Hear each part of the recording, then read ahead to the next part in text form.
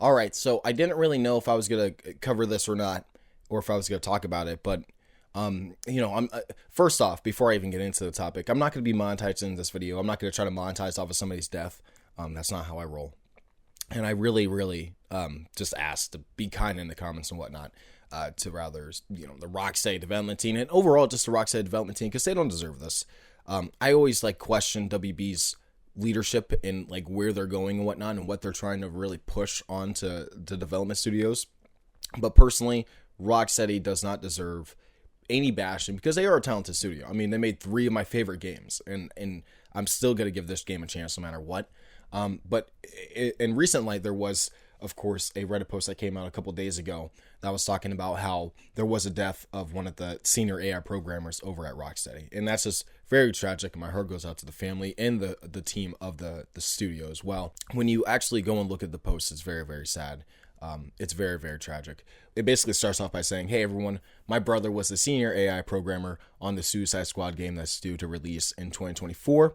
He passed in August at age 40, suddenly due to stress of life and work. He was found by the police 5 days after he passed in his apartment. I miss him so much, and so do my parents.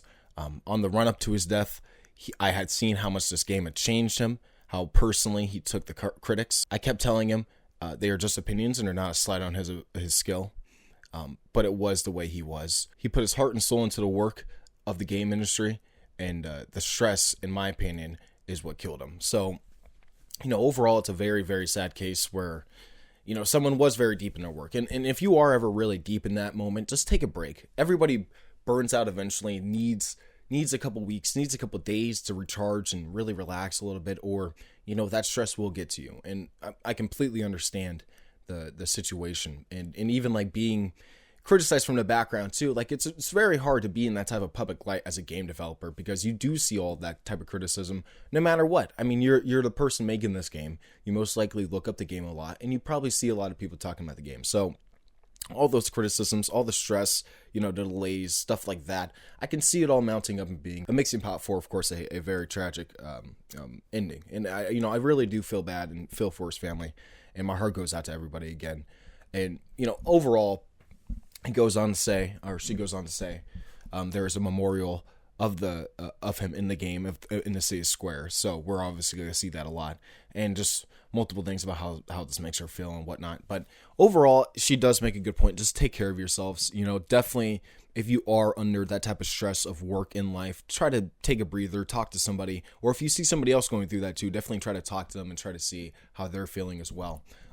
Just overall, it's a very sad case, and I don't want to get into the critiques of all of what's going on both sides, because from people on the people that love the game and whatnot, they're saying, oh, shame on everybody criticizing Rocksteady and whatnot, and they're really gaslighting people for criticizing this game or even having a negative opinion about what they see. And then you have people on the other side trying to bash people for that too, and trying to say, who cares? I'm like, it's disgusting either way. And the virtue signaling that people are doing right now is just bonkers. And I honestly just feel more for the family than I do for anybody else, and for the team as well. And like I said, overall, just take care of yourselves. If you need to go to therapy for a while, if you need to take a vacation, go take one, because everybody deserves a break every once in a while. You're going to feel burnt out no matter what. Every once in a while, you're going to feel like that. Sometimes, I have to take a break off YouTube. Sometimes I have to take a break off work. And when I ask, I get it. And when I want to, I do. And you have to kind of have that situation where you're just relaxing for a little bit, just for a week, maybe a couple of days, but everybody needs that type of recharge. And again, the developers, they're just working class people. They're literally just like us, normal, everyday people. They're not the millionaires and billionaires making the decisions. They're not the people that are the higher ups making the top decisions for this team, basically. They're the people that are taking commands and following the order of a higher up. And I'll never really bash the development team. The only studio developers I really mention ever are Jamie Walker and Sefton Hill. They don't really work there anymore. So they were, of course, a part of this game. And, I'm not even going to try to blame them for making this game either. Again, my thought process is that WB is the one that really wanted them to make this game. I feel like, of course, Rocksteady wanted to make another superhero game in vein of, or in similarity to Arkham, and I feel like that could work with them, but not like another Batman game. But what I'm talking about here is essentially the developers are not the ones that make the decisions. He even says this in this Reddit post. They're not. He's not the decision head. He's not the guy that makes the decisions. They are just simply people that are doing their job, a job that they most likely love, and they want to do somewhere like Rocksteady. Like they want to do somewhere at Santa Monica Studios or somewhere at a freaking Naughty Dog. So these developers do deserve respect.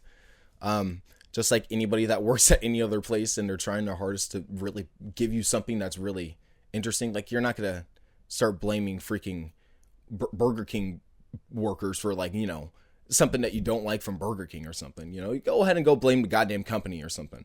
You know what I mean? Go blame the people that are the higher ups that are not giving you what you want.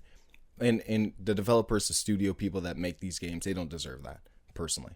So overall, again, take care of your guys' selves. I going forward, I'm going to be like the same type of critical I am as I usually am. You know, I'm not going to like backtrack on all my comments and be like, oh, the game's, you know, but I have concerns about the game. I have things that I'm excited for about the game. And overall, the blend, there's always going to be people that are very toxic, and there's not really anything you can really do about that except try to block them out and ignore them. But I don't know. It's a very sad case overall. Again, my heart goes out to everybody that's affected by this. And yeah, thank you so much for watching, and see you guys next time. Peace out.